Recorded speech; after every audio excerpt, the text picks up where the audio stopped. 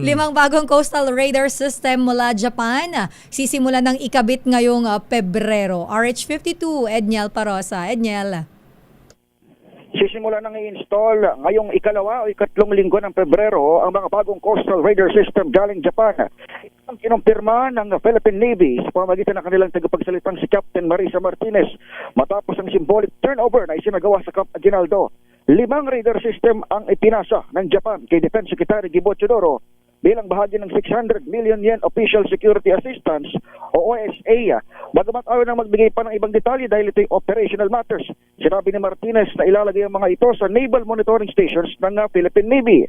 Tiniyak naman ni Secretary Teodoro ang compatibility ng naturang radar shots sa kasalukuyang Maritime Domain Awareness ng AFP. Pakinggan natin si Defense Secretary Gibo Teodoro. Of course, we cannot talk about our domain awareness systems, but the integration problem has been worked on extensively, and the add-ons to these systems will always be interoperable with, I guess, with our main systems. Let's put it that way. Ayon sa DND, kabilang sa mga proyekto na ibinigay ng Japan ay ilang radar unit, surveillance and monitoring equipment, communication system at iba pang support component.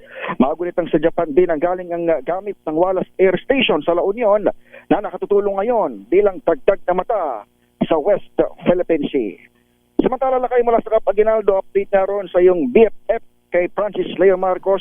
O sa tunay na buhay ay si Norman Mangusin. Kakasuhan ba? Pinabagit ni Sister L mukhang nagalit din lakay si Napolcom Vice Chairperson Rafael Calinisan doon sa kanyang statement sa Facebook dahil tama yung sinabi ni Sister L. Parang tinatanong ng Napolcom, ito ba ay apology o ito ay excuse? Pero ang babala ng Napolcom maangas daw? Maangas pa?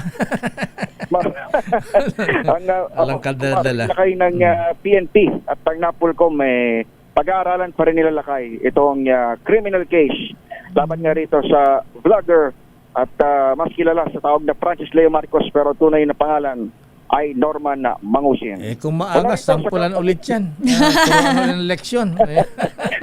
Alang Hindi nadala Nagano naman siya lakay, nag-apologize pero nakabaon dun sa kalagitnaan ng kanyang Facebook statement. Kaya nagpahayag ulit ang PNP at Napolcom na muli paalala doon sa hindi lamang kay Mangusin kundi sa iyo pang mga vlogger. Bawal magsuot ng police uniform para sa kanilang mga online stand. Wala rito sa Camp Crame, Camp Aguinaldo. Ako si Edniel Parosa, DZRH. Una sa Pilipinas, una sa Pilipino. Maraming salamat, Edniel Parosa.